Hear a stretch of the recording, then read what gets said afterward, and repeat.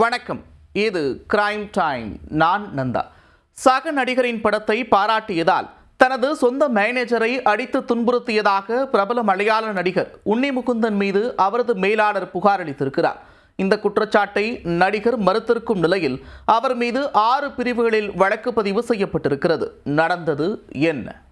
நல்ல கதையம்சம் கொண்ட படங்களில் நடித்து மலையாள சினிமாவில் தனக்கென ஒரு தனி அடையாளத்தை உருவாக்கியவர் நடிகர் உன்னி முகுந்தன்.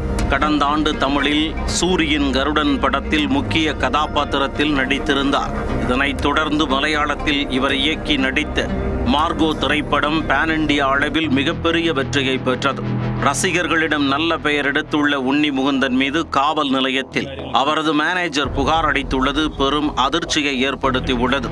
உன்னி முகுந்தனின் மேனேஜரான விபின் குமார் சமீபத்தில் வெளியான டொவினோ தாமஸ் நடித்த நரிவேட்டை படத்தை பாராட்டி தனது முகநூலில் பதிவிட்டிருந்தார். இதை பார்த்து கடுப்பான உன்னி முகுந்தன் தன்னை கார் பார்க்கிங்கில் வைத்து மோசமான வார்த்தைகளால் திட்டியதாகவும் தொடர்ந்து தனது கன்னத்தில் அடித்து தாக்கியதாகவும் கொச்சி இன்ஃபோ பார்க் காவல் நிலையத்தில் விபின் குமார் புகார் அளித்தார்.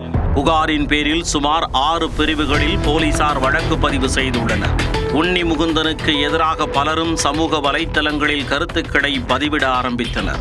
இந்நிலையில் தன் மீதான குற்றச்சாட்டை உன்னி முகுந்தன் மறுத்துள்ளார்.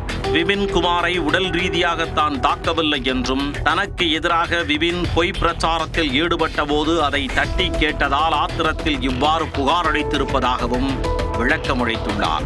டொவினோ தாமஸுடனான தனது நட்பை கெடுக்கும் விதமாக இந்த பொய் பிரச்சாரம் மேற்கொள்ளப்படுவதாகவும் உன்னி முகுந்தன் குறிப்பிட்டுள்ளார். டொவினோ தன்னுடைய மார்கோ வெற்றியை கொண்டாடியவர் என்றும் எந்த விதமான பொய்யான வதந்தியையும் எங்கள் நட்பை அழிக்க முடியாது என்றும் உன்னி முகுந்தன் விளக்கமளித்துள்ளார்.